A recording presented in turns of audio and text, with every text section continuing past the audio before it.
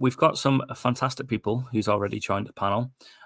Philippa, Tino from Zimbabwe, Martin for the UK, Natalie, and Kez. Tim's also there.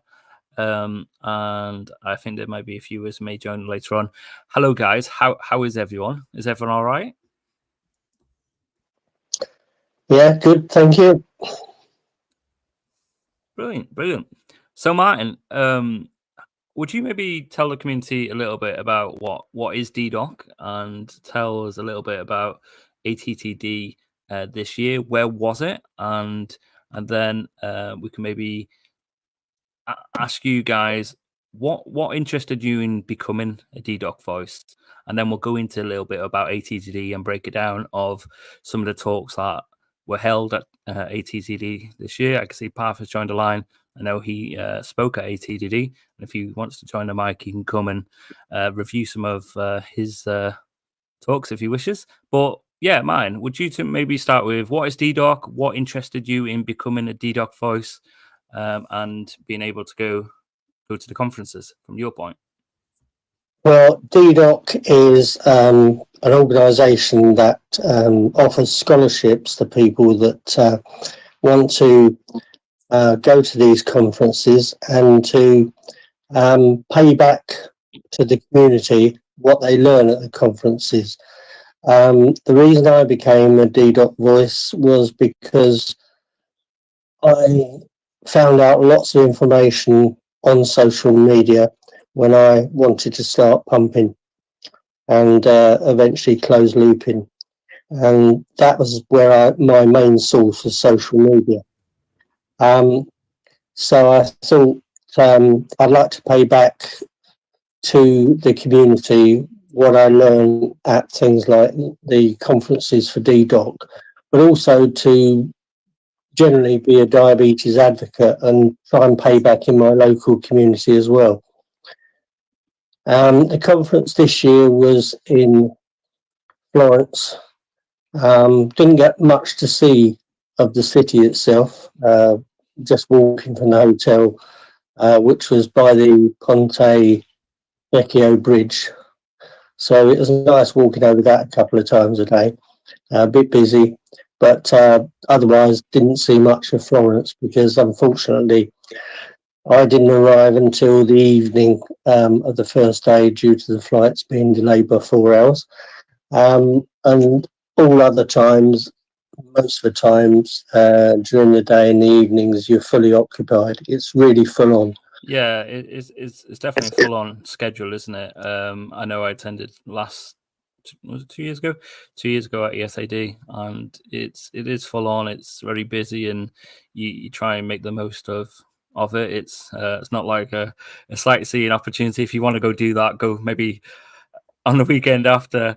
But yeah, it's very busy, full on, and I guess as a voice, you want to go and see everything. You want to talk to everyone. You want to go see the tech exhibition. Yeah. It's a lot that you want to go experience. But from our point, from the community watching back home, is seeing you guys on the ground at these conferences is fantastic, because then we're kind of how many advocates are actually there representing DDoC this time in person and virtually?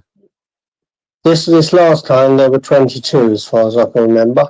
It seems quite a long time ago now. But yeah, it is full on. There's often things you want to see on at the same time. So if you're at one particular session, you miss something else. But luckily, we can re-watch the videos and then tweet about that. And we can watch them up to 3 months. I've been tweeting more today about one of my pet subjects, which is the elderly diabetic, or the elderly person with diabetes, and how frailty and sarcopenia affect it. But I'm still catching up, and I'll be catching up for weeks and weeks and weeks, I think. And earlier on you were saying about Diabetes UK, the professional conference. Unfortunately, I don't think they're videoing anything, so won't be able to do that at that conference. I I find it difficult to live tweet because of my arthritic hands. I can't do all the tweeting with two thumbs like the youngsters do. I'm sort of a plodder with one finger. So Yeah, I'm going to have to try and make some really good notes to try and catch up with it. definitely. But Brilliant. No, but thank you. it's a great event. If people want to get involved more, become a D-Doc voice, as somebody said earlier on, I think it's coming up in June. They're going to open up the EASD conference for people to attend that virtually or in person. So Yeah, absolutely. Keep an eye on it. it's But worth. thank you for sharing a little bit about DDoC and what inspired you to be a voice, and a little bit about this year's conference. We'll come back to you in a sec, Martin. Tino, hello, Tino. And guys, feel free to just like jump in now and chat away. This is your time. I've got no questions. This is just coming off my head, really. So just feel free to come on. But Tino, you obviously went this year. Fantastic, because I know previously you've been unable to go. I don't know if you want to share that, but you were this year. You went and you represented the symposium. Hello, Tino, and do you want to share a little bit about that? Oh, hi, Tom. Thank you for having me. I hope you can hear me clearly. All good. Yeah, thank you. Awesome. All right. So talking about the ATTD 2024, it was fantastic, and I'm not going sort of like to repeat what was already said by Martin. So let me just focus on the DDoC symposium and my talk. Really, it was amazing. I think this was my second time speaking at the DDoC symposium. Yes, the first one was the ESPAD 2021 DDoC symposium and the ATTD 2024. I mean, I don't take this for granted. So like during this DDoC symposium at the ATTD, it was done like on the opening, on the very first day of the conference, which was so good. So like I delivered sort of like a compelling presentation. I mean, according to what people were telling me to say on empowering diabetes care and bridging the gap, technological gap in under-resourced regions, not just Zimbabwe, but all the other countries in Africa and also the Latin American countries that do not have access to this diabetes technology. So I was just emphasizing on the critical role of technology in diabetes management. And I sort of like wanted to highlight the challenges faced by within these regions by people living with diabetes. And I sort of like try to underscore the importance of access and affordable diabetes technology to ensure equitable access to quality care for all individuals living with diabetes, because I think everybody needs it, but it's not just an issue of saying, if you can afford it, can you use it? Because even if I want to download, say, I can order like a CGM from the UK or maybe from Europe, I cannot download the application because it's not available in the country. So those are some of the things. And as you go and talk with these people, even at their exhibitions, they'll be saying, yes, of course, we know that, we understand that we are not yet available in your country, and we cannot really sort of like offer like for people to be able to download when we know that we are not available in that country. So, but I think this is some of, we are trying sort of like to highlight these challenges to say, hey, we also need access to this. Please make it accessible to everybody because we need it. So I think basically that was what the sort of like the symposium was all about. So everything that was being shared, Ezra talked about the decoders, this amazing platform that like what they are trying to do right now to simplify the research that is out there for the people so that they can understand and so that people can relate to say, what does it mean to us, to us people living with diabetes when we see this in a more simpler way, isn't it? Rather than the full on maybe scientific stuff, which may be of interest to some people or most people, hey, but trying to break it down, you know what I mean? I applaud the team there for running with this initiative, and it's fantastic that we can see that. And I know the Jazz and the team are looking at more papers to sort of decode. So great stuff. Thank you for that. Yeah, please continue. Yeah, sure. Basically, I think that was just about the DDoC symposium, because I mean, even people right now can actually go and watch I think we had over 394 people that were streaming online, which is good, a good number, and people that were watching on site, which was great because the room was a bit full, not really full, but it was okay, no complaints whatsoever, and people can still continue to watch the sessions and they can even share feedback, that kind of a thing. So that is great. And the theme always remains for the symposium is always what we wish we knew and why. So it was really targeting everybody, people living with diabetes, the industry, the researchers, the healthcare providers, people living with diabetes, and everybody else who is interested because we had so many people in the room.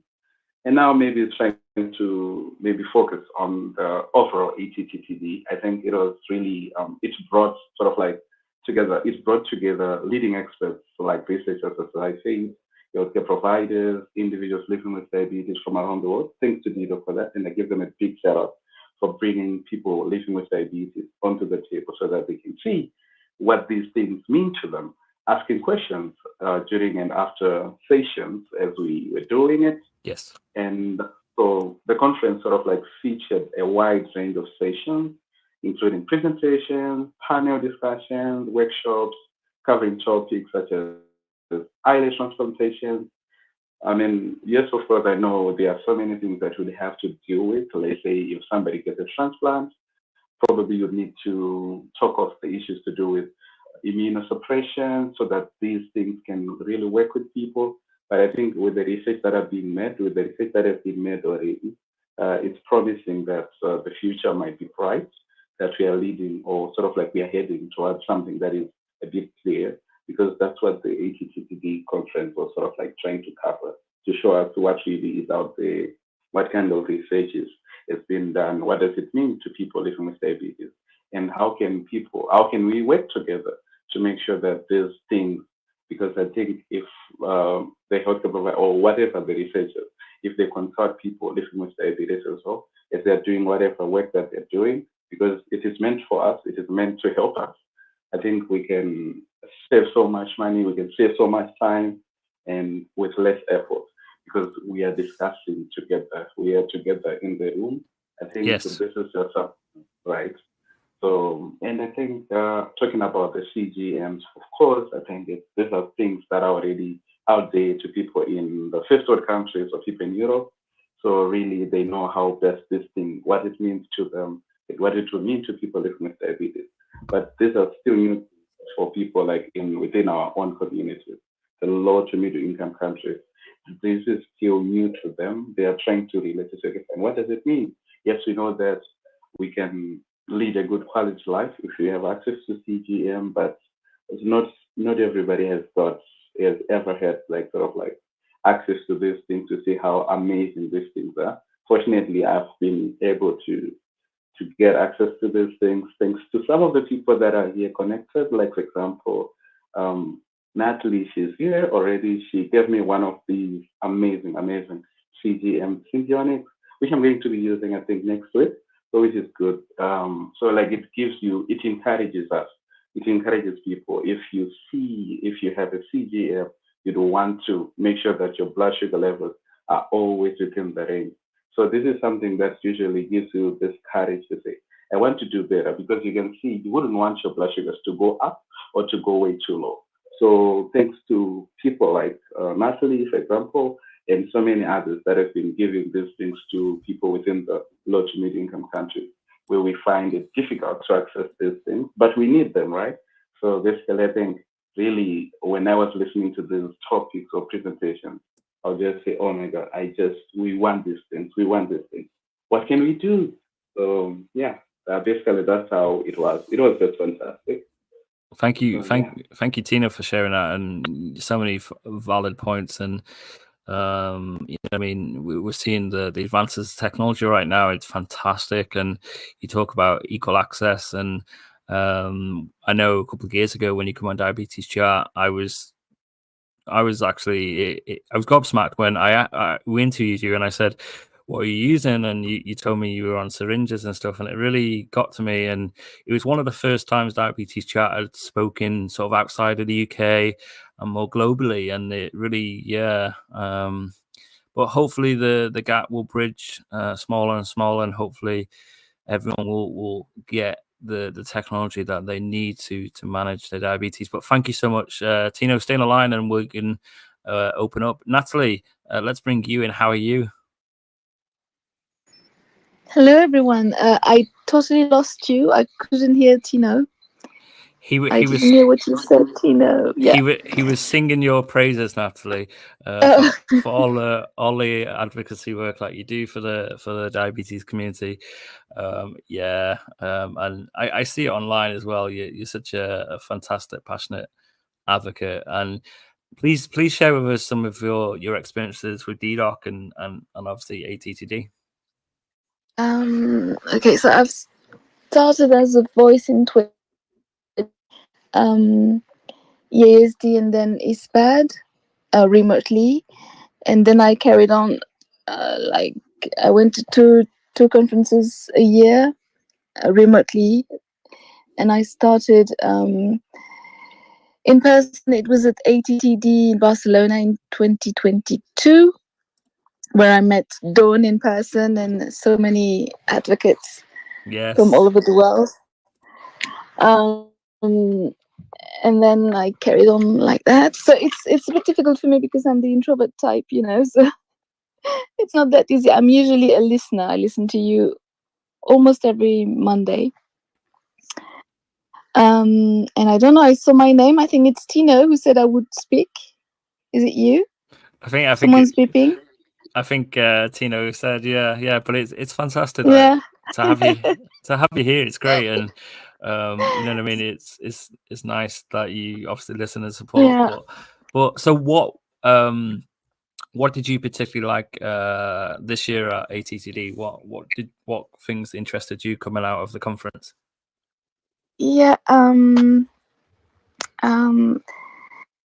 really like the Mobi, the new tandem pump. It's so tiny. It's like half the size of the T-Slim, which is already very small. Yes. I can't wait to try this pump. It looks amazing. What did I like this year? I'm not sure about the algorithm. It's always, I mean, open source is always ahead anyway. So industry is just following the path of open source. So nothing new as far as the conferences were concerned. Oh yes, one of the key takeaway for me is that we want CGMs for all diabetes. Yes. Like people living with type 2, they would benefit so much from having CGMs. 100%. Like when you diagnose with diabetes, type 1, type 2, etc., whatever type, you know what I mean? Like every type, yeah. Like for people with type 2, if you're diagnosed with type 2 and they say, look, this is the sort of treatment pathway that you should follow, because at the end of the day, we're all on our own individual journeys, I guess. But by kind of like not giving the toolkit to be able to manage that the diabetes, it's really hard, and it's kind of saying, okay, you have broken your legs, but you can't have a wheelchair, you can't have crutches. Okay, good luck. That's how I would see it. And Kez, can I bring you in here, because and that obviously bounced back with me and Kez here and anyone else, is there was a particular talk with Partha, right, on type 2 and technology and CGMs. I think it was just it was a question that he kind of threw out there before really getting into it, but it was interesting. Obviously, I was virtual, so I didn't see the hands go up in the room, but the kind of reaction he gave kind of really said it all. He said, how many people think think people with type 2 should have access to tech? Lots of people put their hands up. I think there were 3 questions, but the last question was, how many people think that this will actually happen? And nobody put their hands up. Yeah. And he said, this is where the gap is. This is what the problem is. how do we get from, you all think we should, you know, everyone should have access, why aren't we doing it? And I was like, oh, that's interesting. Yeah, We like lost you. obviously you were obviously watching it live. Because Nat, were you in that particular talk? Yeah. The third question, there was no hands. So, and afterwards, I heard 3 people talking about that, and 3 ladies from the UK, but I can't tell you where they were from. And they said something like, "But why would we give CGMs to people who live with type 2?" And I was so shocked. I was so shocked because I think I was low, so I couldn't speak or argue or anything. But I was really shocked. Yeah, it's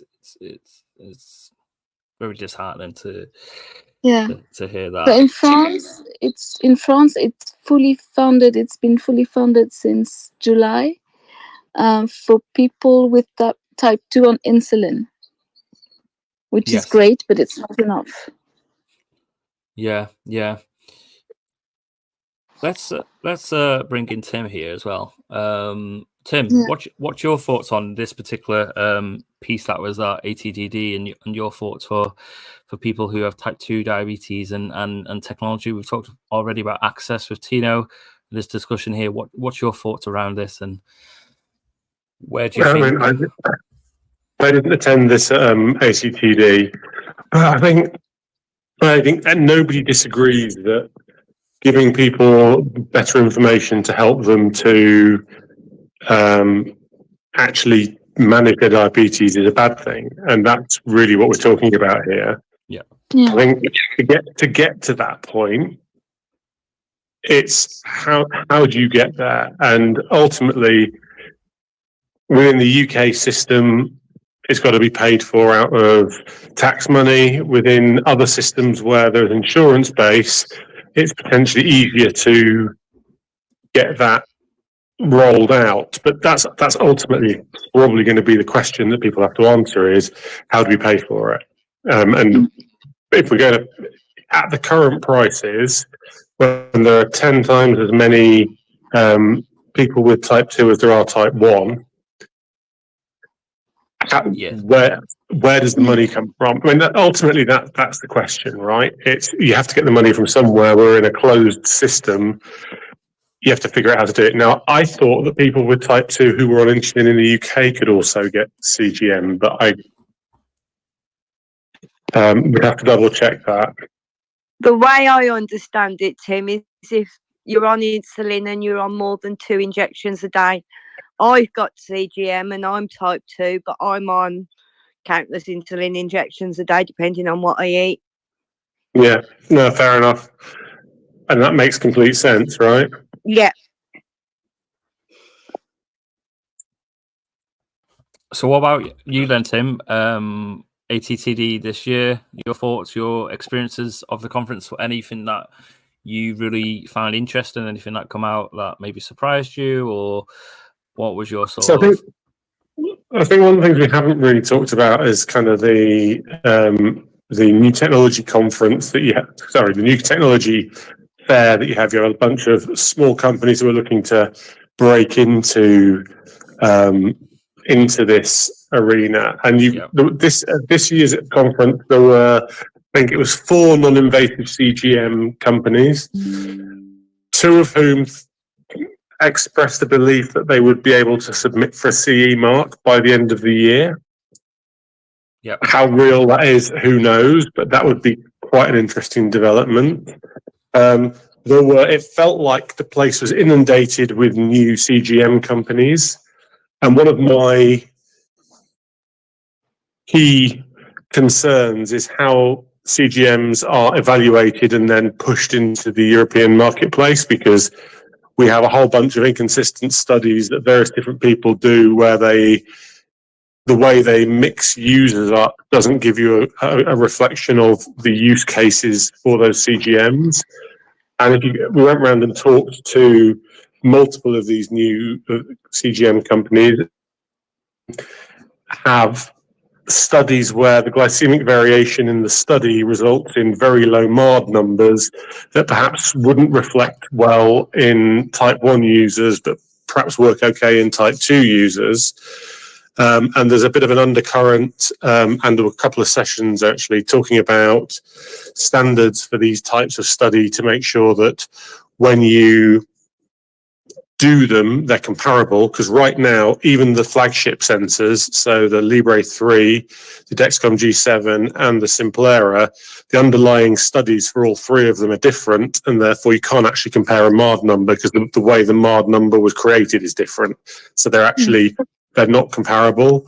One thing that I did notice was that Abbott were very, very, very vocal about their current Libre 3 having the highest accuracy, the lowest MARD number.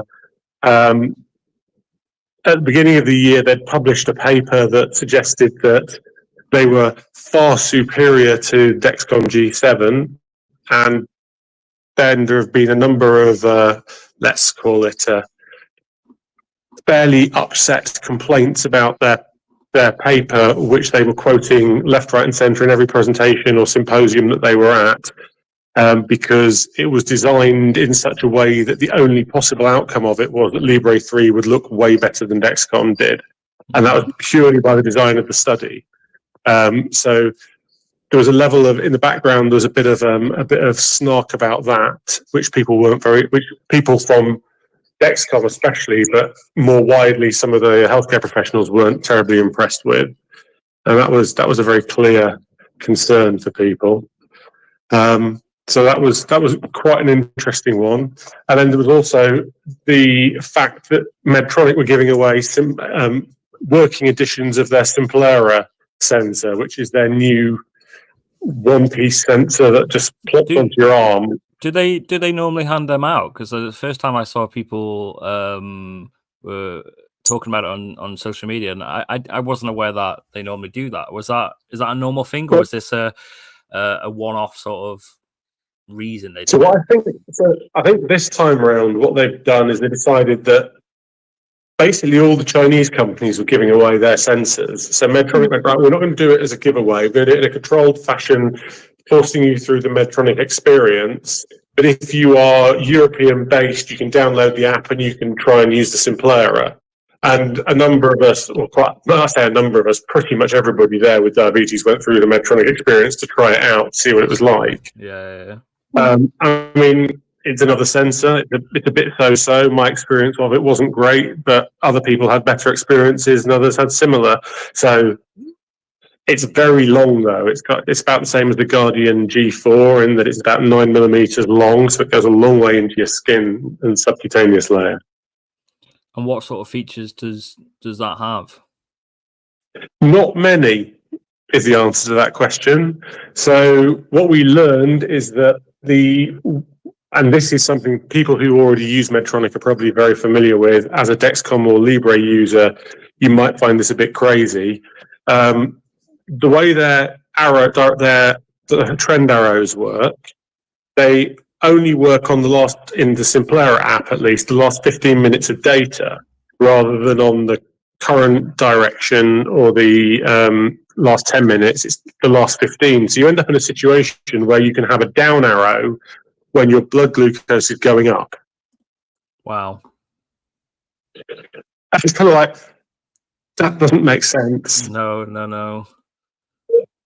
So it's things like that in the app. But what we came to the conclusion is it's really designed to be used with the 780G and with the InPen. It's not really designed as a standalone sensor. And I wouldn't be at all surprised if it sticks to the normal Medtronic costs and is ridiculously expensive.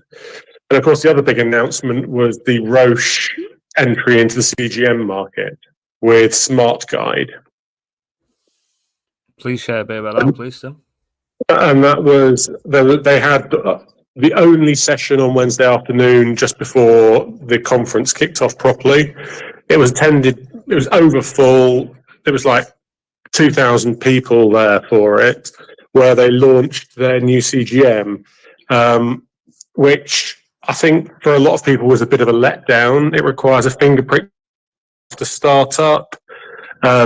The key selling point of it was that if you are somebody who is concerned about hypos overnight or about hypos in general, it had a 2-hour prediction for potential hypos that was pretty high accuracy, and then overnight it would ping you a warning before you go to bed to say, we think that overnight tonight your likelihood of hypo is slightly higher than usual. You may want to do something about it. But those two predictive technologies, 2 hours and overnight, only work if you're connected to the internet. So if you get on a plane, you have to pay for the Wi-Fi. If you go camping in the sticks, it doesn't work. It's kind of like we have commercial APS systems that make predictions and run on a phone. Absolutely. Using AI. Why does your CGM not do that? Why does it require a cloud-based solution? Yeah, that shouldn't be the case in this day that we live in, right? It seems quite wrong. It was just madness, right? Yeah, it's kind of like, what the hell?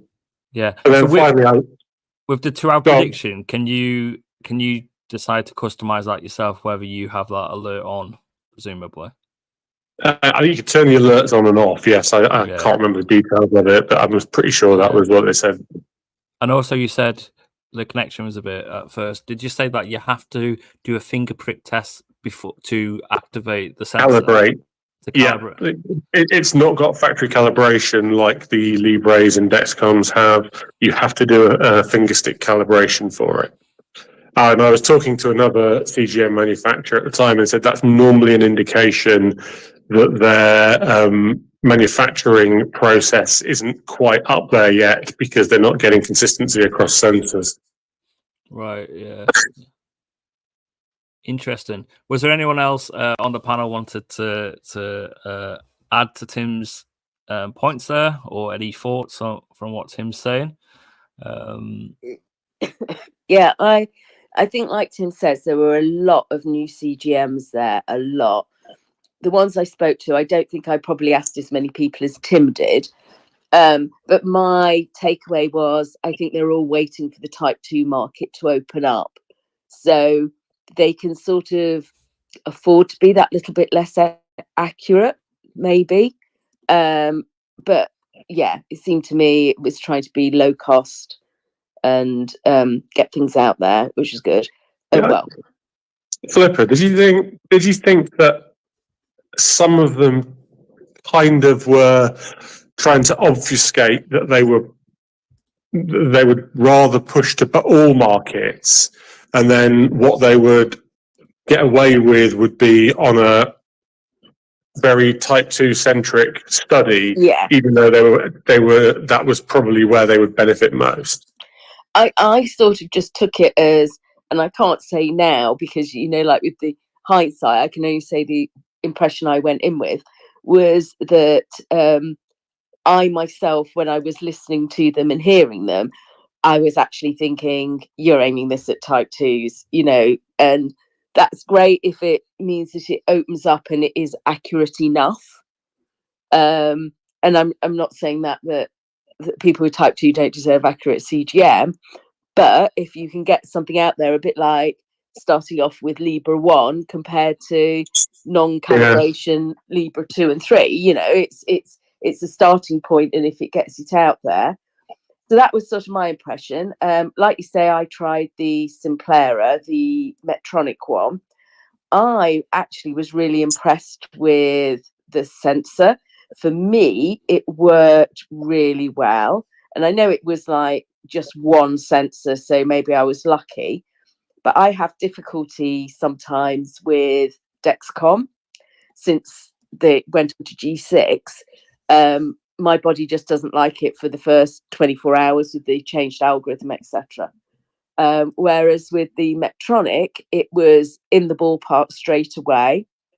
I have an allergy to Dexcom and Libre, more to Libre than Dexcom, but I do have an allergy. no allergy at all to the Simplera, and I didn't have anything on my skin at all, because you know what it was like, Tim, trying to get into the slots were so booked up that you were basically turning up to see if they had any spare places, and they'd let you in if they could. So I didn't have anything, Cavalon spray or anything on my arm, didn't react to it, and it worked really well the whole time. I can only say that's one sensor. I can't tell you what the next one would be like, but actually I was impressed, and it sort of tracked along with my G6, which was halfway through a session, so it was quite accurate at the time. So I was quite impressed with that, how it worked for me, just for the skin reaction.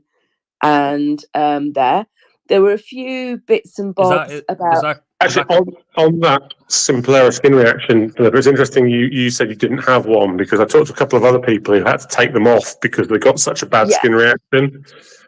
But to my mind, it means it has a different adhesive to the Dexcom and the Lipo, so it just gives you a choice. So, you know, I accept that as much as I'm allergic to the others, there's going to be people the other way, but it's just having that choice, which I thought was quite interesting. There seemed to be quite a few bits and pieces there about extended cannula wear, and, you know, sort of extending it beyond 3 days. And there were a couple of ones there. There was an Irish company. Oh, God, I can't remember. They're really interesting. Yes, they used the actual cannula was your normal cannula, but they like had an add-on.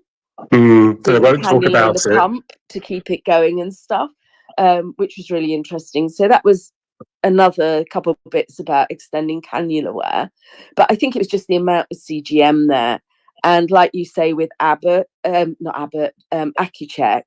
I was quite, when I heard they were launching a new CGM, I was quite surprised, because I thought they pulled out of the diabetes market. But there's obviously money to be made there, is all you can say, isn't it, for them to go back in. With the new, obviously with new CGMs, the new manufacturers coming in, what are the costs compared to, you know, the standards like Dexcom and Libre?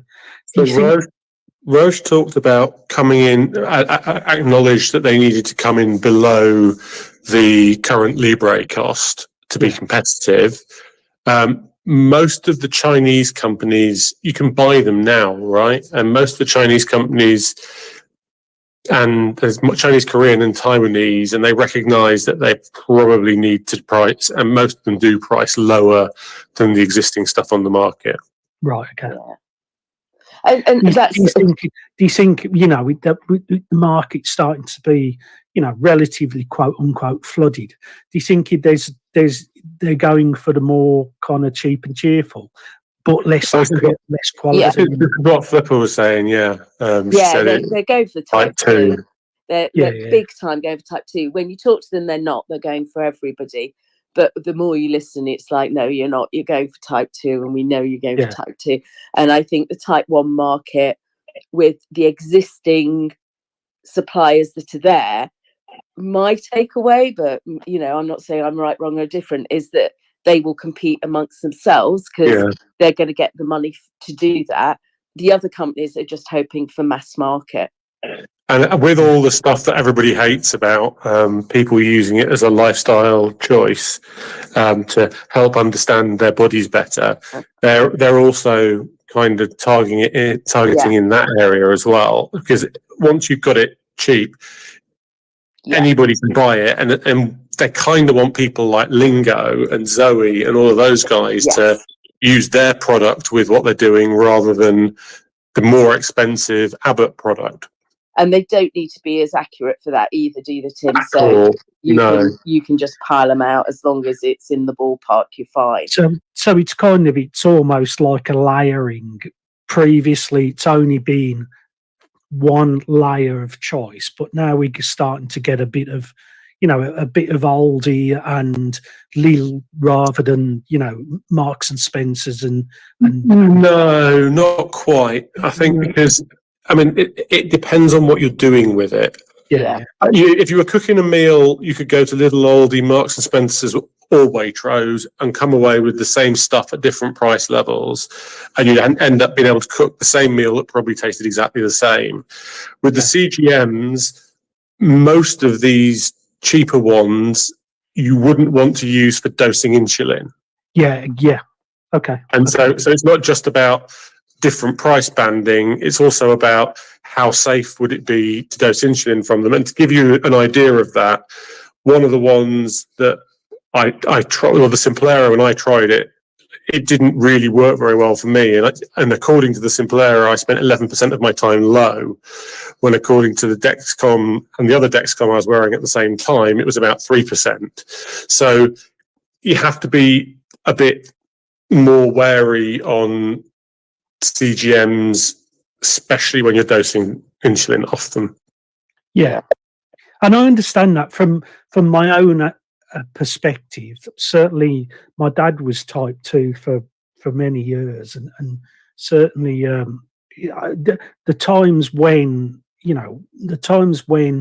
he kind of wore a Libra to get an idea over the space of 2 or 3 or 4 weeks to get an idea of what was happening within his schedule. I mean, certainly that worked very well for him, but he wasn't dosing. And so I can see, that, like you say, Tim, that part of the, if you look, quote unquote, market is obviously less reflective of having to be absolutely 100% accurate or as close to as you can get. And I think you're forgetting where we came from on CGM. Because when I used to use G4, Dexcom G4, which is the first Dexcom, I think Libre, when Libre first came out, and then I was allergic to it. But Libre for me was never accurate, but the trends were good.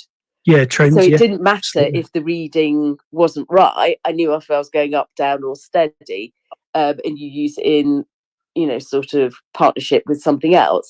And I think for some people, having the trend would be just as important as the number. Yeah. And I think it's just, we've just come accustomed now to assuming the number's going to be right. But I think you don't have to go back that many years, and it wasn't. Yeah, the trends, again, from my, in my dad's case, it's for the practice nurse to have that idea of he's high in the morning and he's low at night, or that's really accurate. So that's really useful, rather than the fact that it's going to tell him whether or not he's 2 or 1 or 3 mmol. Philippa, you also have to bear in mind that when the G4 and the Libre came out, they were adjunctive use only, so you were expected to do a blood test for doing insulin. Yeah, but that's what I was saying with these new sensors. I think that they're not competing with the Dexcoms and things like that. And I think, a bit like you're saying, the problem is they're getting licenses that allow them to be used that way. So if they've got a non-adjunctive license, and then which allows them to be used for dosing, but the reality is that their accuracies are marred of about 16%, then you have a problem, and that's the bit that's going to be the challenge. Yeah. Oh no. Going on about my other highlights, because that was in the tech exhibition. So I think my main was so many CGMs. There were just so many, and then there were a few, and like the new tandem pump and things like that was quite interesting. But they did have on, unfortunately, it was International Women's Day on one of the days we were there. Was that on the Friday? I think it was. And then on the Saturday, they had the only session on women, which I think they missed a trick there, not putting it the day before, which was brilliant on gender differences and how it's just not taken into account. There's no research. There's, that they're trying to set it up, but there's just so much research needed because there is none. And that most of the things that we do now are actually based on white males, so it doesn't even take ethnicity into account. No. And as being so different, so that there were a couple of sessions which were brilliant on gender differences. It was just a pity there wasn't more on that, in my honest opinion, because I think it's a subject that's often just ignored because, well, we can't do anything about it, we don't know. I think you're going to see much more coming out, because I know that Diaboloop have been doing a lot of work in this space, and they have vast amounts of data. A bunch of data scientists are really interested in it, and they're going to be producing very interesting outcomes. Yes, and I think it's there, and there's people wanting to do research, but it is the time and money of getting the data. And we're complicated beings. We've got an absolute added layer on there. And it was also what I found quite reassuring, and I think is an in-joke within the females within the community, is that the only time anybody cares if you're a woman is if you're about to get pregnant. And apart from that, there's no mention, no whatever. But there was a brilliant group of researchers there who are trying to expand and do more, gather data, and expand on the differences. Because unless you know there's a difference, how can you make different decisions? Because there are different decisions that should be made, because drugs interact with us differently, but also with the hybrid closed loops. Why, when half the population will at some point in their life, I'll put it like that because I know it's not their whole life, menstruate, yet none of the pumps take that into account. But it takes, if I'm going to go for a walk, into account, and if I'm going to sleep, and it's sort of something that I don't think is beyond the realms of science. It may not be 100%, but it would help a lot of people, plus to acknowledge that it actually happens. So that was really interesting to me. And actually, Philippa, if they can get that working, then it opens up so much more useful stuff that they could incorporate, because it would use a very similar model.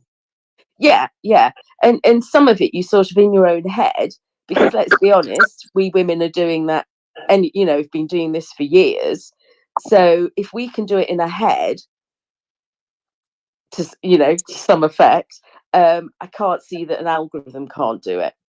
Yeah, and especially given the various tracking capabilities of various devices. Exactly. But that was really interesting. There was the session on gender was amazing. It was so good. And I did a whole long thread in it, and I've still got parts of it that I've not done. Tweeted out about. So that was really interesting. So there seemed to be, like you're saying, CGM in people with type 2. That was a big thing. And also adding in some of the type 2 drugs for people with type 1. That came up in so many sessions that I attended. In the US, loads of people with type 1 are getting GLP-1s as a result of insulin resistance. So basically what's happening in the US now is that, going into the details of US healthcare systems, they have to code up patients with certain codes, and that indicates certain drugs. And because it's all done through insurance, it's really expensive. If you put a certain code in, then you can get certain drugs. And a lot of people with type 1 who have clinicians who are in the know are getting coded up as having double diabetes, because with type 1 often comes insulin resistance, so that they can get GLP-1s. And the side effects of that are really very interesting in terms of hybrid closed loops as well. Yeah, and there was also other sessions that I attended, which I thought would be about, I knew what the main topic was, and I had assumed it would. There was one that was on obesity, and I was quite interested to see the research on that, but actually it wasn't per se about obesity. It was about the adjunct type 2 drugs you could give people with type 1. And so it wasn't the mechanism of obesity or anything like that. It was literally about what drugs you can give them in what amounts and when.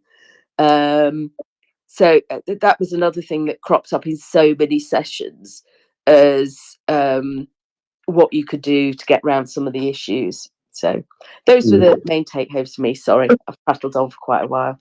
The other thing that we didn't talk about was some of the data that was presented by people both from academia and also from CAM APS on minimizing mealtime management and allowing closed loops to do it all itself. Because Roman gave a presentation on the version of CAM APS that was originally designed to work with people with type HX rather than FX, that they'd been running with people with type 1. I think they were getting somewhere in the order of 65% to 70% time in range without them doing anything. So it was purely learning about when they ate, learning the patterns of when they ate, and then those were the numbers they were getting from their work. And then there were other people talking about how they were trying to build mealtime recognition into hybrid closed loops to make them less hybrid, and the effects of doing so. So whilst there's a set of product on the market right now, there's definitely people pushing innovation in that space. And Boris Kovachev also talked about neural net based stuff where literally you put your weight in and then it gets on with it. It works to a model, it figures out what it needs to vary for you, and then it just manages you. And they've had some quite interesting testing with that as well. Yeah, no, I attended that. Well, I presume it was the same session on the neuro one, and that was really interesting how well it coped. So yeah, there was a lot, and quite a few sessions were working towards the not having to actually bolus, or maybe only having to announce you were having a meal, but not caring what it was. Which is where we've been in the open source community for a while. Yes, but there's always going to be a lag or difference just because of regulating something. So, you know, that's it. It is riskier. It is riskier. Yeah. Which was quite interesting. I'm trying to think what else on that. I was going to say something and then I've totally I went to I presented at a session about interoperability, which was an interesting one, because some of the points that were being raised were coming from regulation and sort of academia about the standards for interoperability that the US regulators are putting in place and are planning on coming down hard on people who don't, on companies that don't meet them. So and a classic example of this is Medtronic's stuff in CareLink, which is really hard to get anywhere other than in CareLink. If they don't make it available in an easy way, they will be hit with monetary fines and kind of made an example of, which is quite a different perspective given what we've seen in Europe and MDR and GDPR, where we're supposed to have access, but actually trying to get access to it is hard. And people use GDPR as a double-edged sword. In the US, they're kind of going, right, we've had enough of this. Data needs to be easily accessible to be useful. Make it work or get fined for it. Yeah. Yes, there was a lot of that. Data and things like that. I think there was a lot of talk about that, and there was some where I did feel some of the research projects that they were discussing, and it did make me wonder if they'd ever asked a person with type 1. I went to a session, it was on foot on floor.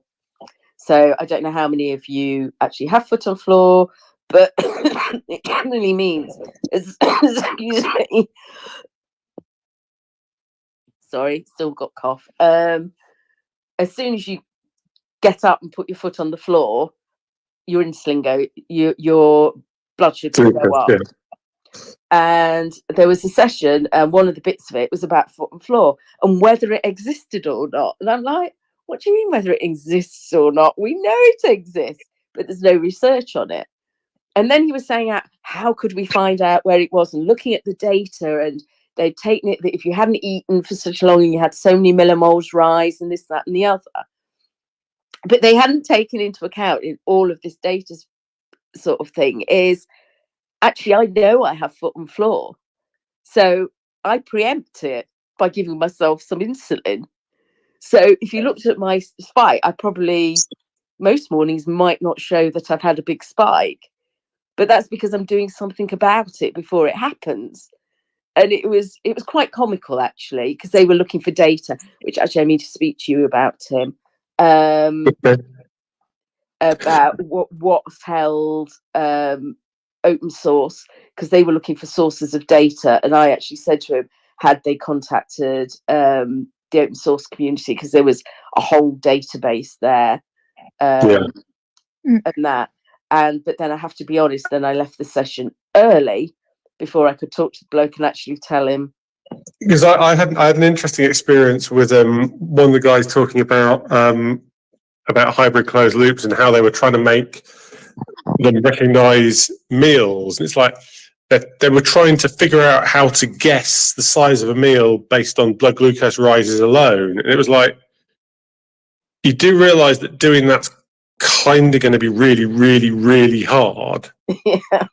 And it's like, you need to think about it differently. We had I had quite a long conversation with them, but they were open to those discussions about why some of these things you're probably not looking at it the right way. Yeah, but it just amused me. It was did this phenomenon actually exist? And you sort of thinking, I know too many people who have it for it not to. And I know myself that if I'm lying in bed awake, looking at my phone, doom scrolling as we all do, my blood sugars are fine. But I know my CGM, quarter of an hour after I've stood up, just starts rising.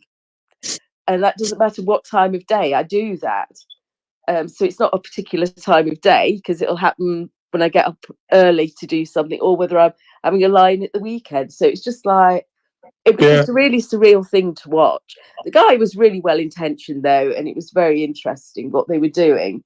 But I did feel that they were making a bit of a meal of it. But in lots of cases, though, I mean, there's that recent publication of the piece of work that was done with Diabetes UK, where they showed if you up and walked around for 5 minutes every hour, it had a much better effect on your glucose levels. It's like, and people could tell you that already. It's like, if you have if at weekends you're active and weekdays you work in a chair in an office, you need a different insulin profile for the two different things. Yeah. You have to do the research to prove that it's a real thing. Oh no, it wasn't. It was. I agree that they have to do the research. They can't just assume it because somebody said it. But it was the way that it was a hypothesis that he was still, and people there were saying, "Oh, you sure it's not that they've eaten or they're doing this?" And you're just like, "What?" It was. I found it quite comical, but it was just the reaction of people in the session as much as anything, which I found very amusing. But hey ho, it's the way it is. The way it is. Fantastic chat, guys. Honestly, thank you so much. Tony's just tweeted out just saying so fascinating to hear these chat tonight. Tino, I know you wanted to add one final bit from you before you jump off. I know you've got a call in 3 hours, bless you. I know it's the middle of the night over with you now, so your final thing you wanted to add? Okay, thank you so much. I mean, I was just enjoying and maybe also getting lost in all this fascinating stuff about the CGMs, what it means, because I mean, we are not really, we don't know so much about them, because I mean, I'm still an amateur in these CGMs, but yeah, it's always fascinating learning from people who have used it for so long, like Philippa. I mean, it was good to see you. Hi, Philippa. Hope you're good. Hi. Okay.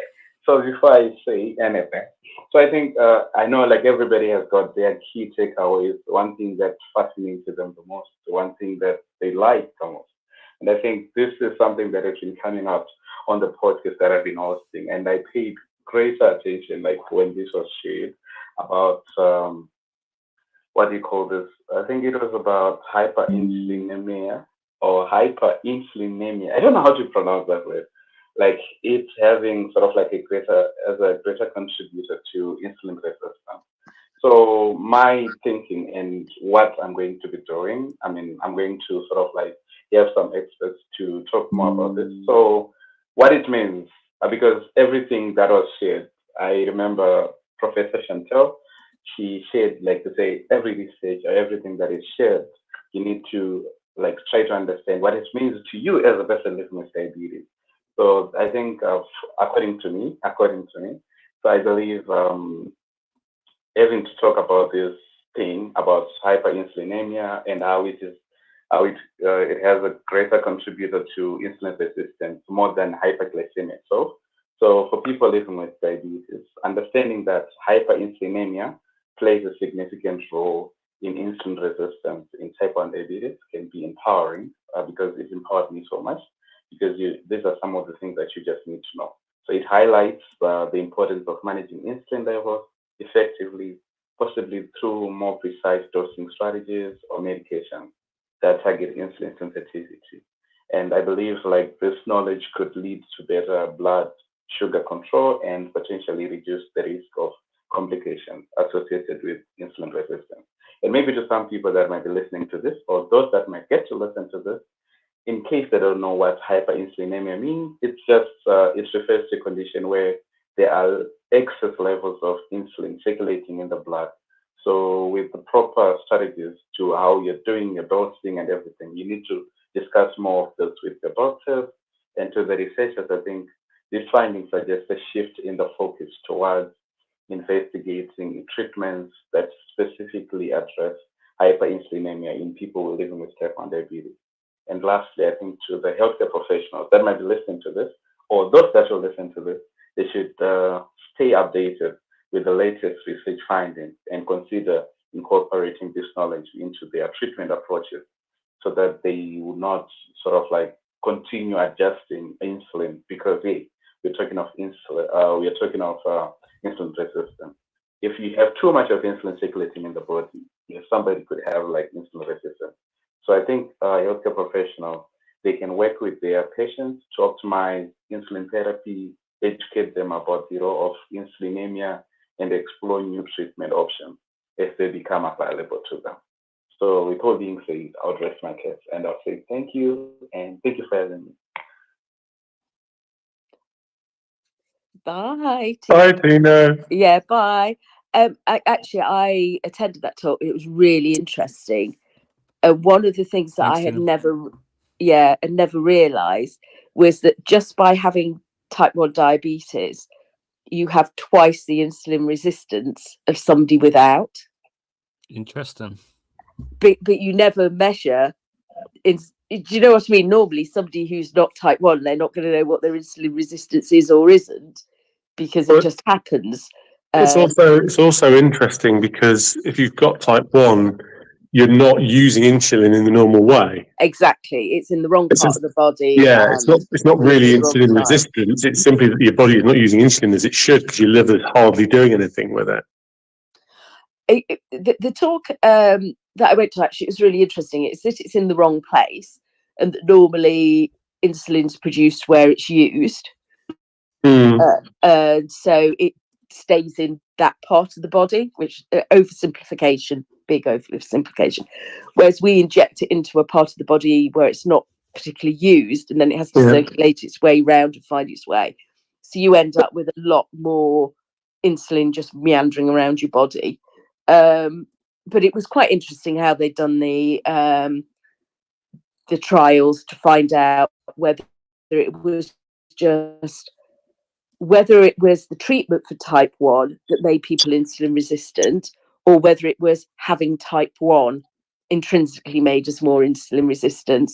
And it came down to that it looked like it was that we inject insulin. It's not type 1 and use it in the wrong place.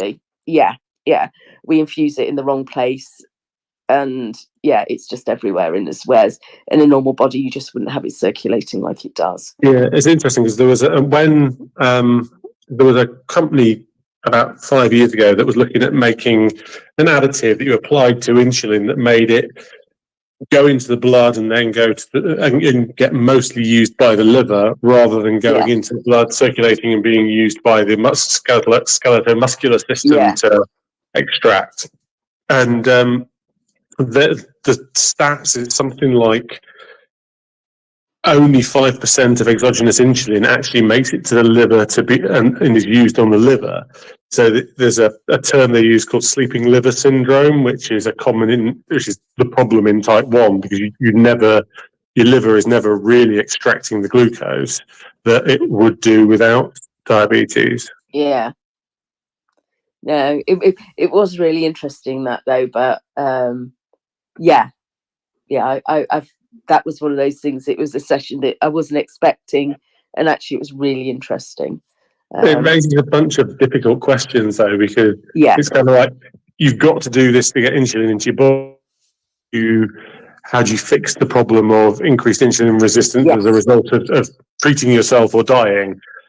It's like, there's an interesting challenge. There wasn't a solution like a techie one, but all there was things that we already know about regular exercise, because you're using up some of the insulin that's floating around, and different bits, just general things like that, and diet and whatever. But it was just interesting, the findings. I was talking to somebody after one of these sessions, and sometimes those are where you get some of the more interesting conversations.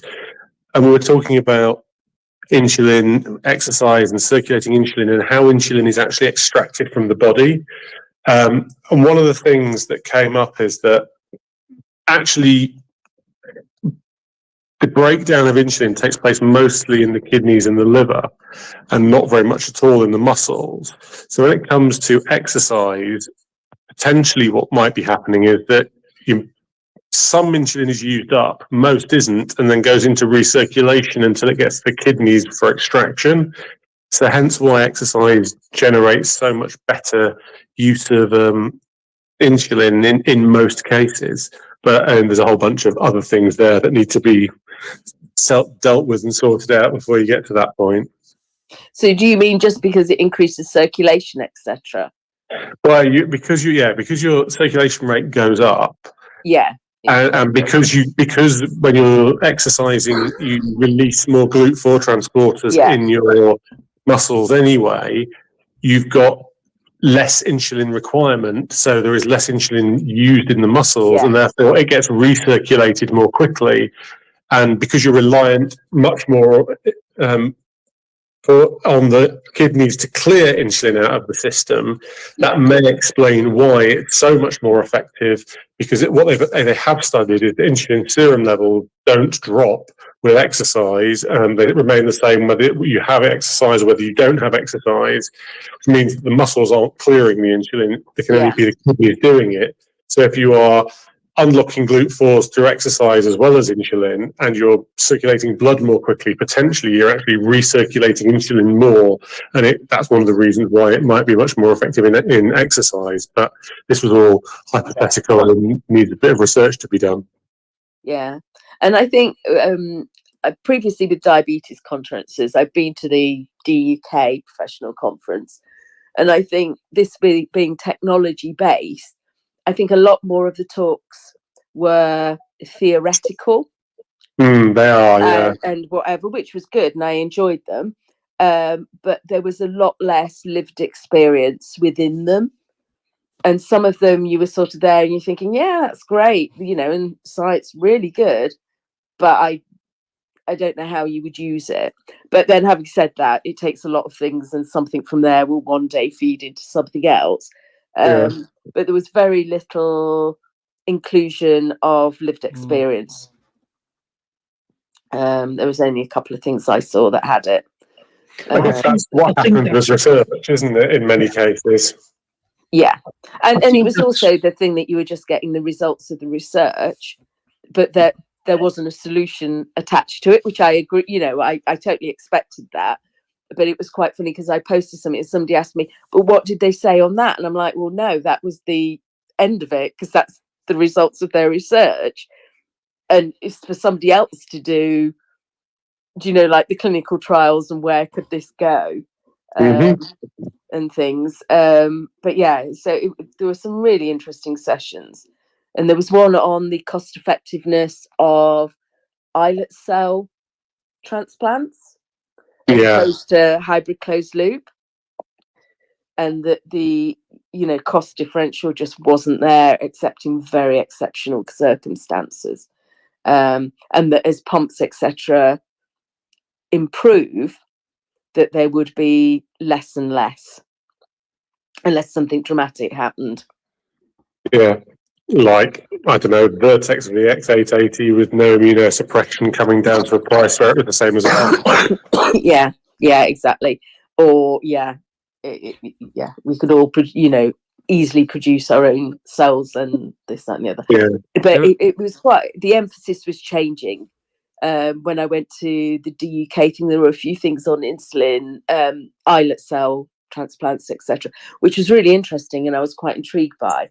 But I don't know if it's just because of this conference, and that wasn't the emphasis, but it did make me wonder if maybe some of the research in that way actually isn't going as much because it's not where they're going to get the bang for their buck.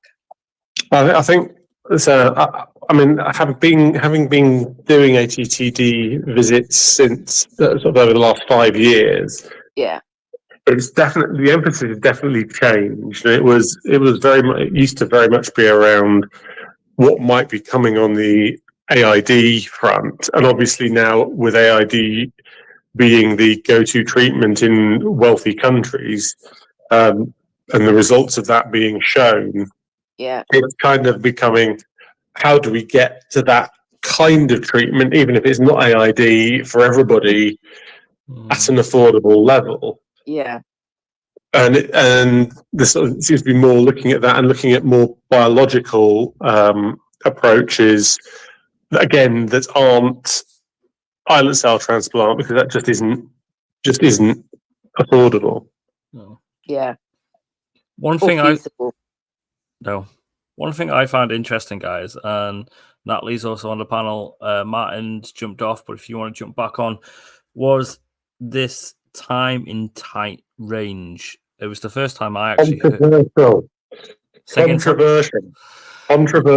It's the first time I saw it, and the response on social media wasn't the best. So could you explain? No. Did you go to the actual symposium, guys? I had a chat. It was first raised last year at the Diatribe event off the main body, where Tadai and a couple of others were talking about time in tight range, and I was like, okay, that's great, but you've only just got people on CGM talking about time in range. Do you not think this is going to generate a whole load more anxiety? Yeah. I spoke to Chantal, who I think was on the Diatribe event as well this time, which was focused entirely on time in tight range. I didn't go to it this year, but I spoke to her right at the start of the conference about what her thoughts were on time in tight range, and she said she thought they were trying to introduce it far too early. People were really only just getting their heads around time in range and the challenges of achieving time in range of 60%, let alone 80 to 90%, because time in tight range at the percentages they're talking about require time in range at 80 to 90%, and that requires hybrid closed loop or vast amounts of headspace. So her view was it's challenging to do unless you've got hybrid closed loop covering your back, you're willing to do all the work. So where's this come from? Time in tight range. Who has brought this in? Evidence. So basically, what they've identified is that physiological impact of time in range. Essentially, time in range covers quite a large range of glucose levels, and in that 8 and 10. More damage is done than when you're below 7.8, because that's pretty much normoglycemic for non-diabetics. So time in tight range comes from, actually, that's normoglycemia. Sorry, Tim, can I just interrupt? Because I've just had a message to me. It's time in tight range, not type range. And it just means rather than at the moment we do 3.9 to 10, tight range is keeping within 3.9 to 7.8. No, that's it. It's just somebody messaged me, what's this type range? And I was like, tight. It's bad I just thought I'd say it so everybody. Yeah, bad speaking. Thank so you. Yeah, I mean, it's basically it's a glycemic range where the amount of damage done to the body is considered to be effectively non-existent, and more to the point, if you're a child diagnosed very young, the more time you spend in tight range, the less likelihood of issues as you get older, and that's kind of the case for everybody. The more time between 3.9 and 7.8 you can spend, the less ongoing issues you're likely to have. And that's the idea and where it comes from. And I but think it's we, kind I of think like we, I think we understand that and we get that, I guess. But the sort of achieving this, it's very hard, right? well, that's the point, right? It's kind of like, if you're going to do time in tight range, the people who get the best, the word best, it's the wrong word to use, but it's any way you can describe it, are those using hybrid closed loops, because they've got enough backup there already to keep them in a higher time in range standard. So time in tight and time in tight range generally goes up as time in range goes up. So if you look at the numbers, roughly, if you're about, typically the way they've looked at the numbers, if you have 80% time in range, you typically have 60 to 65% time in tight range, and that's kind of the level they want people at in order to talk about being less at risk. But as you say, the pressure that puts on each individual person who is now being told that time in range isn't good enough, you now need time in tight range. It's like, what the hell? My pod's leaked for the last 3 hours. It's not, or tunneled, so I've got insulin going everywhere. It's not my fault my glucose levels are now at 25. Yeah. How the hell am I supposed to get to this level? So there's a big question about the stress it puts people under trying to get there. Isn't it just a case then? It's almost like a semantics thing, isn't it? So we, rather than do 4 to 10, we do 4 to 8, 7 and 8, 4 to 8, but we make the percentages less critical. So if you're doing 4 to 8 and you're 60%, that's absolutely amazing.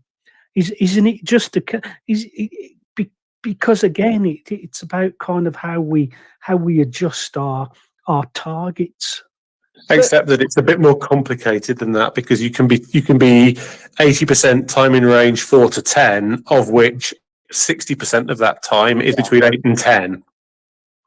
And I think there's also, which I didn't see the talk, and it's one of the ones that I do mean to watch back, but I've not really been in a headspace having flu. But I'm quite interested because it seemed like a step back to me. When I was diagnosed, you were always told to keep between 4 and 7, and I felt such a failure because I never did. And I think as humans, and I think this is where, the science of it is great, but as humans, we will strive to do the best we can with the goals you give us. Absolutely. So it's all right you saying, oh, well, if you get 60%, that's fine. I will put money on the fact we're all concerned about the 40%, aren't we? I mean, that's the simple answer. We're always concerned about the 40% that we're not, rather than the 60% that we are. And I think for me, and it's only from what people have said, so it is secondhand, so I apologise if it's not what was said in the talk. It's just adding a mental burden that's, what's the payoff for that? Yeah, it's not necessary. Life's got to be worth living as well. I don't think the discussions have actually got beyond that point yet. I mean, I think they're at the point where they think, actually, time in tight range is a good idea from a clinical perspective, but nobody's really sat back and gone, what's the real burden of doing that? And the other question is, who will it affect most, right? Because you have the people who currently get 90% time in range because they spend vast amounts of time doing it. They're now going to try and get 90% time in tight range because they've been told that time in tight range is better. Yeah. How's that going to affect those people? And then there are those who have just gone, look, I don't have time to think about this. So time in tight range becomes another metric they don't care about because they simply can't spend the time doing it. So it's kind of like, where's the impact going to be and what tools are going to be available to make it easier? Yeah. it just seemed a step backwards to me. I'll be honest. I prefer a target that I've got a chance of making, and see how it goes. Absolutely. And there's things that even, you know, even if you were to devote 100% of your waking hours to, there's things that, you know, for me, Nova Rapid is is not great, and it's a bit like trying to turn a, you know, turn a cruise liner around in terms of, and so I know that whatever decisions I try to make will never kind of fulfill themselves because of the limitations of the insulin that I'm having to use, and so I think it's an emotional reaction to it. Yeah, it is definitely, and it was with me. I found it quite, in a way, triggering.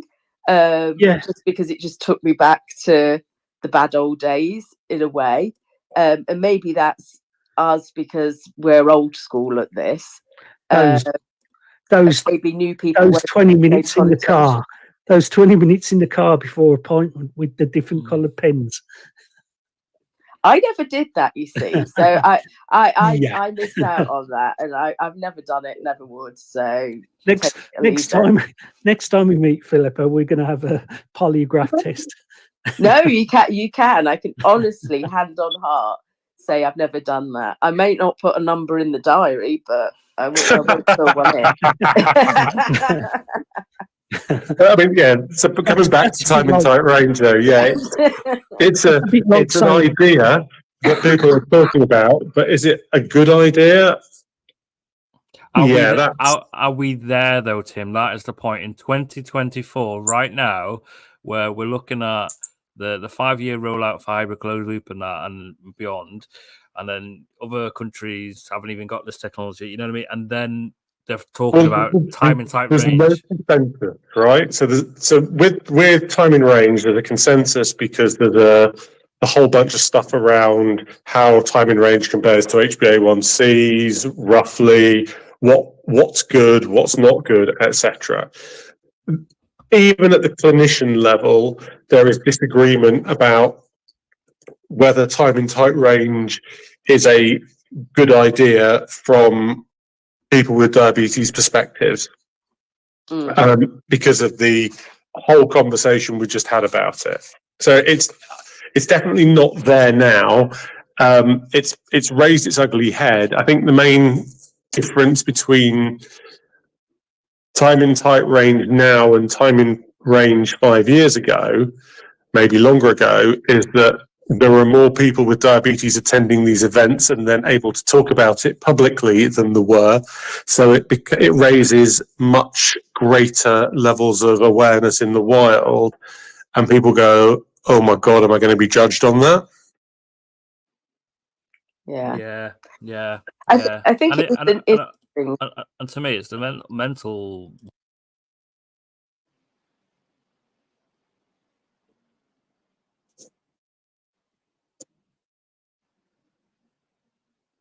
So we just lost Tom. I was just going to say, I wasn't sure if it was just me who'd lost the feed. Sorry. You know what I mean? It is hard living with diabetes, and it's hard to try and fulfill time in range, but then throw in time in tight range. It's taken that to the next level. And I know, Philippa, when we've openly spoke here in Diabetes Chat, because I on MDI, and it is hard without sort of micromanaging, but then that really eats into your sort of brain capacity and you shouldn't and you shouldn't, you know what I mean? We shouldn't be just living diabetes all the time. We can't. We have jobs living, you know what I mean? But Philippa, I know you've said, even from people using pumps, and Tim coming as well with APS, you know what I mean? Like, you still have to do lots of decisions. It's not as simple as you plug in and play and that's it, you know? It is hard work, isn't it, still? And it still takes that brain space, isn't it, to optimize the technology, isn't it? I think it's one of those discussions, though, that, like Tim's saying, I don't think it's necessarily the right time now as I see it, but I can see that as technology improves, and if you're in a first world that you can get the technology, numbers are increasing of people who do, get time in range at certain levels, and HbA1c numbers have come down since we've had in the UK CGM available to everybody, or flash. Yeah.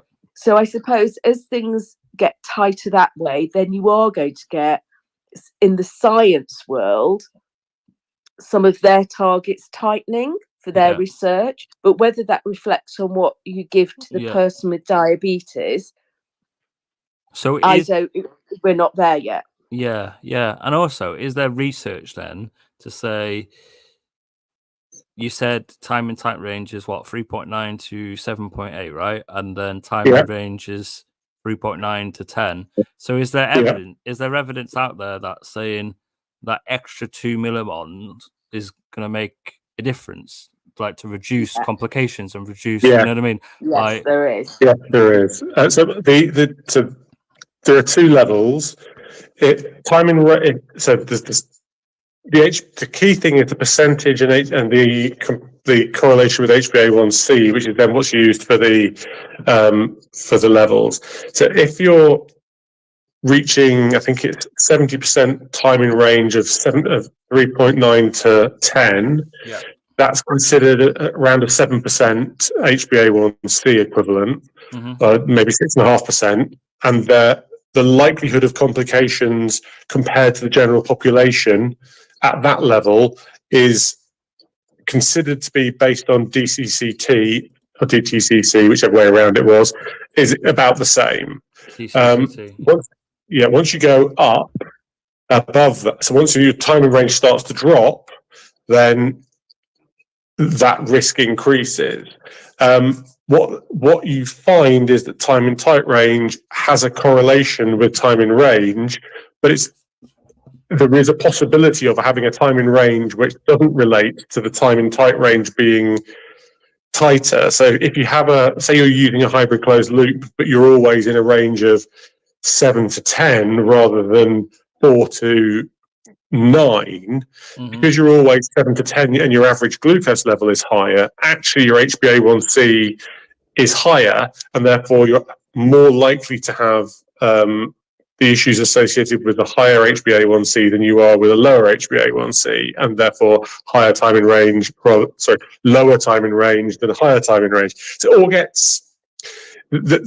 Part of the problem is we tend to measure diabetes with a single number, HbA1c, percentage time in range, etc., when the reality is, to get a realistic view, you kind of need to have more than one, which indicates that how well you're doing in terms of managing risk, essentially. But ultimately what they're trying to do is they're trying to bring everybody down to those numbers they know are correlated with lower risk of bad things happening. And time in tight range is unfortunately where they've got to on this right now. Yeah. Do you think it's achievable for people on pens in comparison to pumps? So there is a bit of research that's been done on this, aiming for best. There's a piece of research published last year. I'm wrong. Earlier this month, aiming for the best glycemic control beyond time in range. Time in tight range is a new continuous glucose monitoring metric in children and adolescents with type 1 diabetes using different treatment modalities. What that means is they did a cross-sectional study with 854 children using MDI and CGM, so MDI in real time, MDI and Libre scan, sensor augmented pumps, and hybrid closed loops. Right. And what they found was that on average across the entire population, the time in tight range was 36% roughly, plus or minus 12%. Hybrid closed loops had considerably higher time in tight range compared to other treatment groups, unsurprisingly. And if you got a time in range of higher than 71.9%, then the time in tight range was generally higher than 50%. I mean, that's what the data suggests at the moment. Yeah. What it says is that right now, most children and adolescents actually have a time in tight range below 50% unless they're using hybrid closed loop. It should, in theory, be possible to get a higher number, but as you say, what headspace is required to do that? And that's the bit that nobody's answering. Yeah. And what compromises in life. Yeah, absolutely. Because if you had your children and you made them just sit and watch telly the whole time, in fact, you probably have a better chance of keeping them in tight range than if you had a child who went out and played sport and did things with the mates and stuff like that. So everything's a payoff, isn't it? Yeah, and the time in tight range with hybrid closed loop was 45% compared to MDI and flash, which was 28%. So there's a significant difference there. Yeah. Absolutely. No, that's really interesting, Tim. Please send us that. I'd love to have a look at that. Beautiful. Yeah. Let's have a look. Some Anna says time in tight range discussion is flipping amazing. That she's enjoying here tonight. Let's have a look.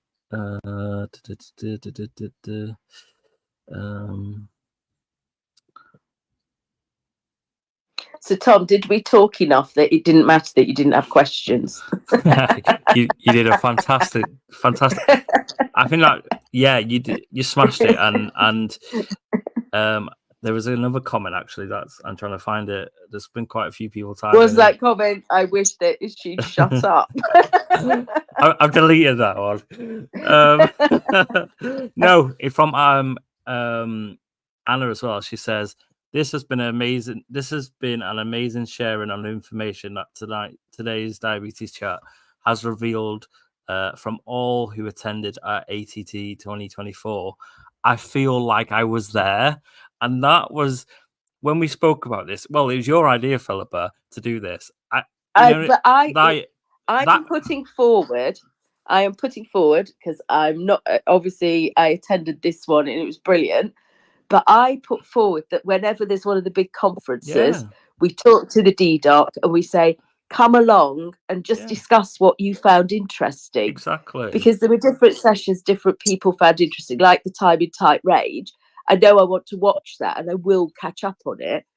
But it is such a good way to just debate what you've different seen and done. And I think as Diabetes Chat, we ought to program in because you're only really talking ATTD, EASD.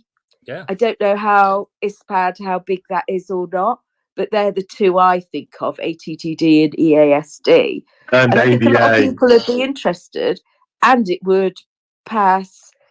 Do you know, like it is a way of paying it forward? We've got all these people now who've heard us debating it. It's not just my view, Tim's view, Nat's view, Martin's view. Do you know, like we've all got a different perspective on it. You guys have sort of helped facilitate the conversation, and then from that, there's people within our community, in the online community, then carrying on that conversation. That's what we want it to be about, and that's what we've done tonight. That's why we've done it, and like Anna says, she feels like she was there, like listening tonight. Like she feels like she was there. Like she was there with me and Tim bickering.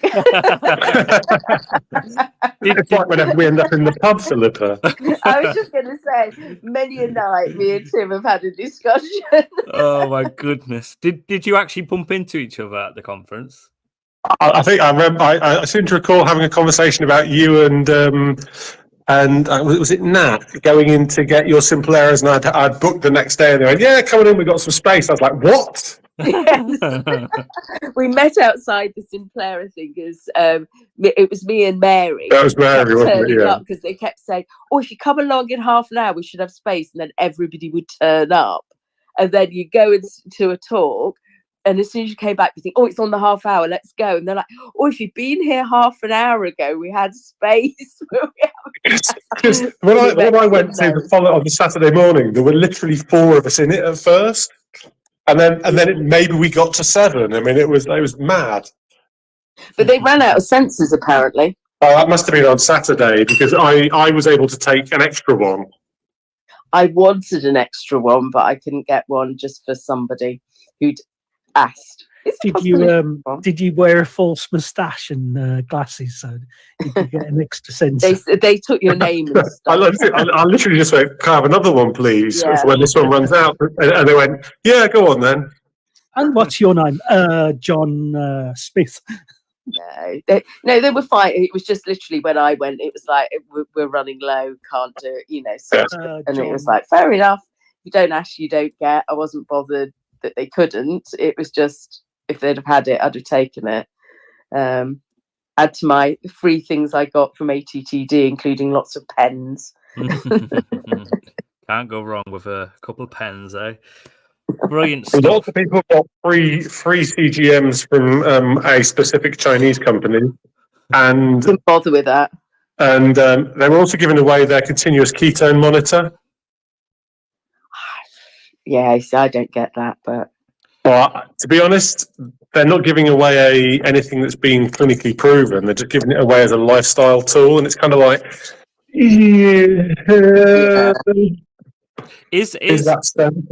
Is the big boys, so Dexcom, Libra, Medtronic, them sort of guys, will they in the future go down the prospect of having ketones within their current? So Abbott are already testing something and have been talking about the results of their testing. Mm-hmm. I attended a really interesting session, actually, it was on Saturday morning when everybody doesn't really want to be there. And it was a guy talking about continuous ketone monitoring, and I've got to write it up because it's one of the ones that I found interesting. It's like, what's the benefit of continuous ketone monitoring? Because outside of if you're on a keto diet or you're specifically looking for ketones, does having that monitoring there, constantly providing data, actually do anything beneficial? Or is it really only something that's particularly useful when you're on a pump and you are, so just take a step back, if you are lacking insulin, ketones develop earlier than your blood sugar necessarily rises. So it might be a beneficial tool to alert you when you don't have enough insulin on board, say if your cannula has failed, ahead of you actually seeing the glucose rises that tell you your cannula has failed, you might start to see ketones. So they're talking about whether that use as part of a warning process in the use of hybrid closed loops would be beneficial, because people, with all the automation, people become less aware of what's really going on. Mm-hmm. So being made aware that their ketone levels have started to increase, even if their blood glucose levels at 10, because the amount of insulin they're getting has basically stopped and the pump still thinks it's delivering insulin, is potentially beneficial, but not as an all-the-time thing, except in specific circumstances. So it was quite interesting. I hadn't thought of it like that. That does sound intriguing. Yeah, it's a sort of a traffic light or an early warning system, rather than a all the time data, because for most of the time it's not particularly actionable data. Would the ketone sensors be useful? Because I was once told a lot, because one of my former specialists said, we'd love to give you Victoza, but and people said, oh, you're going to develop ketones and things like that at weird times. And has that now died a death? Because there was lots of talk about GLP-1s. That's one of the areas they were talking about. It was SGLT2s, because they have been shown to increase risk of euglycemic DKA. And that was one of the areas they were talking about, having these alerts where if you had a person with type 1 on a pump or a hybrid closed loop using the SGLT2 inhibitors, then actually having that early warning system would make them much more easy to use with people, because then if they started to exhibit ketones, you could take the appropriate action early enough for it to not become critical. So in that context, where ketones were a risk with adjunct therapies, it potentially reopens those adjunct therapies. Because I know that it was a lot of thought they put into me to stop this consultant put me on off book Victoza, but obviously they had all the problems with Victoza, and hasn't it been withdrawn or something like that? I can never remember the other name for Victoza. Victoza has been replaced pretty much by Ozempic. Yeah. So I do worry about that hyper, the thing with too much insulin, because I regularly take about 90 units of Nova Rapid a day, if not sometimes more, which probably is not good for me. But it's something that I don't know, it was just, well, you keep in range and what have you. But that talk, which obviously you guys were talking about, was quite one of the challenges, right? It's kind of like you to keep in range, and it's more important that you keep in range. And then I guess the question becomes: are there other things you can do to help you keep in range more easily? And should you start looking at some of those? That's not even talking about drugs. And then they start to talk about what drugs could you add on top of that as adjunct therapies that might also help with that. So it comes back to the point that, and it was actually raised in a couple of presentations, that type 1 diabetes isn't just a lack of insulin, it's a lack of amylin, it's a lack of DPP4, it's a lack of a whole bunch of other hormones. And the effects of those on the body is actually quite, not DPP4, it's actually a lack of GLP-1, because GLP-1 gets killed off by DPP4. So it's all these other things together as well actually have an impact. And we talk about insulin all the time, but there's a whole lot more going on there that potentially could be helped. Yeah, because I was, they were saying about how people need to move more, and I was like, and as I put in the chat, I didn't want to disturb you guys. Well, surely they can get the research. Find all the type 1 diabetics who have office jobs and call center work, and just get their CGMS, so their CGM data. You'll see it there perfectly. I know, because I've had to continually walk because to help with this DVT, my control has got a lot better. When I was working as a full-time photographer for a couple of weeks doing the festival, shooting that, I hardly used any insulin compared to what I do when I'm sat handling insurance claims. And it's the data's out there. It's just waiting for some researcher to pick the right people. They've done the study as well. They've now done the study as well, so that has been proven. That they just got to. It's then encouraging people to act on it. And how do those of us who have office jobs now make the business case that actually every 10 minutes, every hour, 10 minutes, I'm going to need to just have a little bit of a walk, and otherwise it helps us all in the long run. Because otherwise, but we got calls waiting, which is the problem, as always. Yeah. Sorry, that's just my thoughts on it and stuff. Yeah. Fantastic chat, guys. Lots of messages coming through. Really enjoyed it tonight. Thank you so much to Nat, to Martin, to Tino, to Flipper, to Kez, to Tim, and also the community for sharing their insights from tonight's chat. It was the aim of tonight was to sort of digest, to sort of see what was coming out of ATTD.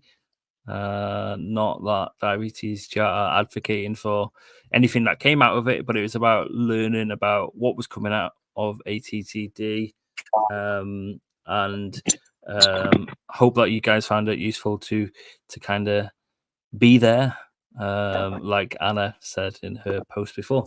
So thank you guys, and thank you Philippa and Tim for helping out at that, sort of steer that conversation.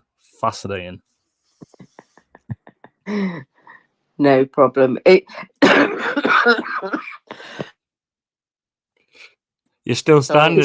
Sorry, You're still standing, Philippa. Just about. I'm suffering at points. I've kept turning the mic off as I choke myself. Try not to die too badly. Another take home from ATTD here. Yeah, no, it's really interesting, and I think there was so much there that it's when other people bring up points, I think, oh God, yeah, I remember that now. But there's just so much information, and it was a really interesting thing. So if you get the opportunity to attend virtually or in person, and you're that sort of geeky person, you'll have a great time. 100%, 100%. Tim, are you at Diabetes UK conference in April? I'm not, no, because unfortunately to go to these things, you have to take time off work for holiday, and I don't want to spend all my holiday at diabetes conferences. Not Oh, at you all. do, Tim. No, I really don't.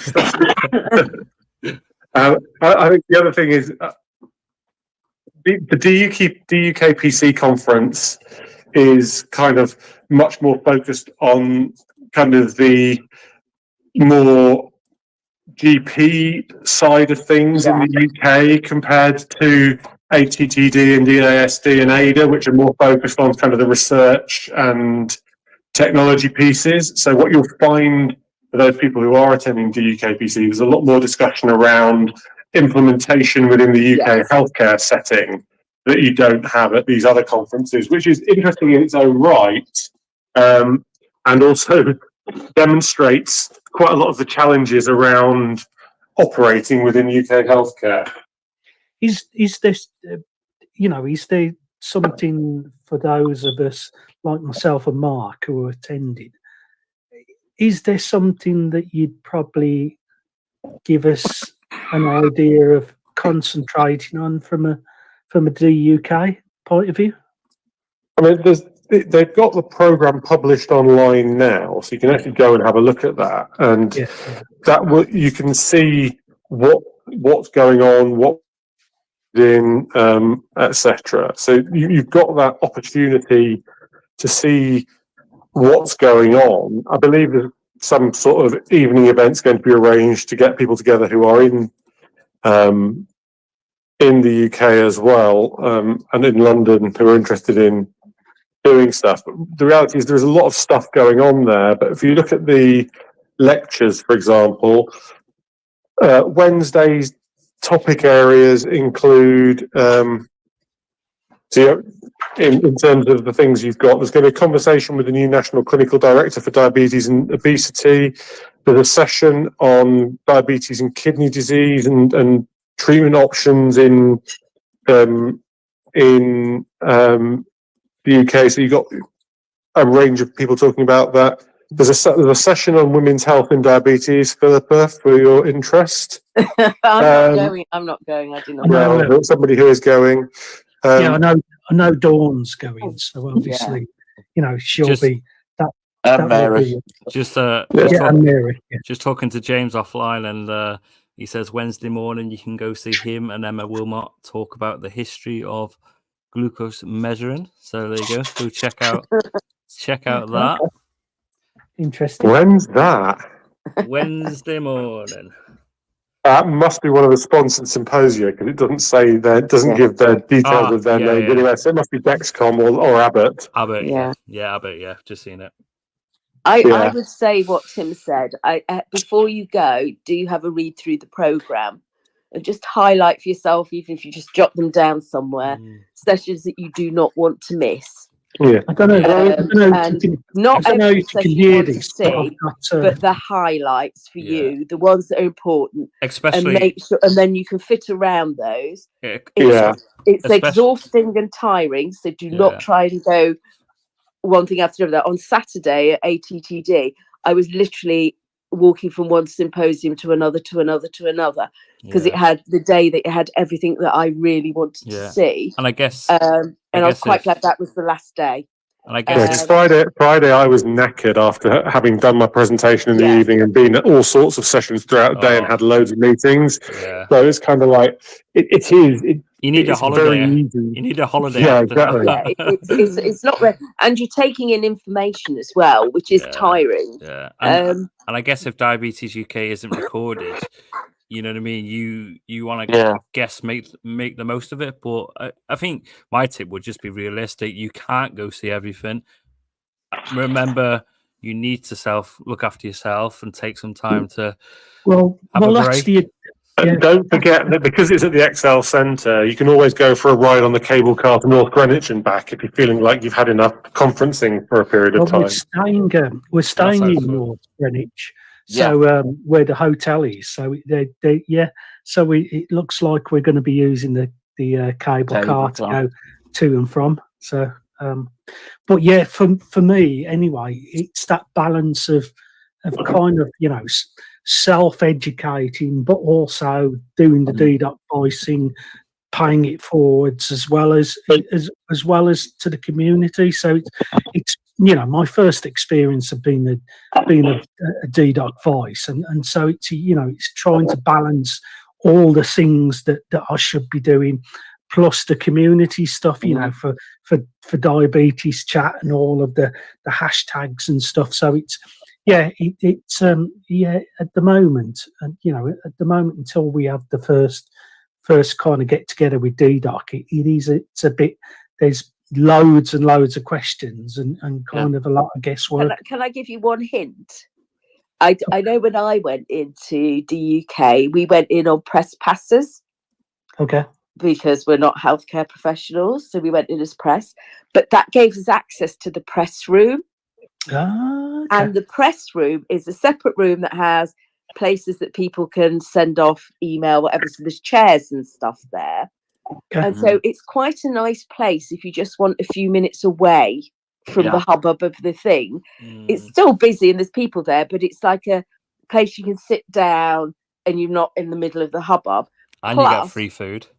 And the food there, so there was food out in the main hall for lunches, but when I went, I think it was bags with like sandwiches, sandwich fruit, crisps, whatever you made up a bag.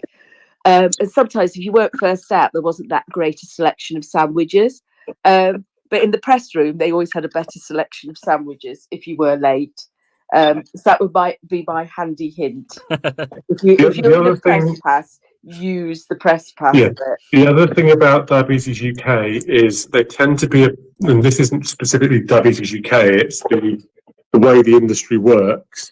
They tend to be much more challenging on the drug manufacturer side in relation to speaking to people who aren't healthcare professionals about medication, because there are various marketing rules that means that unless you're a healthcare professional, you can't be marketed to about drugs.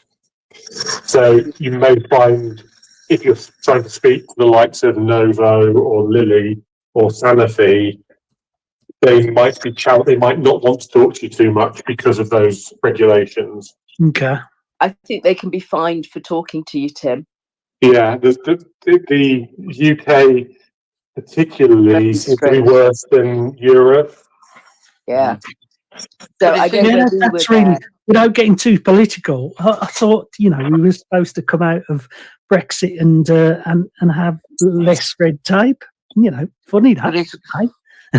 But it's interesting how many adverts there are. These have always been British regulations, even when we were. It's always been a British aspect to it, where they've been a bit more bothered about marketing to the individual and not to healthcare professionals.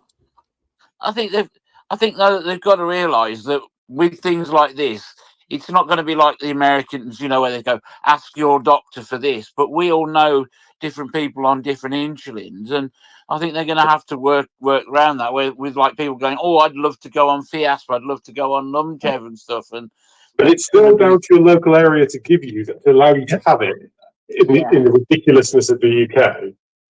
And to be honest, I don't disagree with what they're doing, as in no direct marketing, only for the fact that I know in this case it might seem ridiculous, but you can't write lots of exceptions, and you don't want drug companies direct marketing, because that's not how our health system works. But you get all the CGM manufacturers having their adverts. I've seen That's not a drug. But you can buy CGM over the counter. Yeah. Oh, right. They can sell aspirin to you. Okay.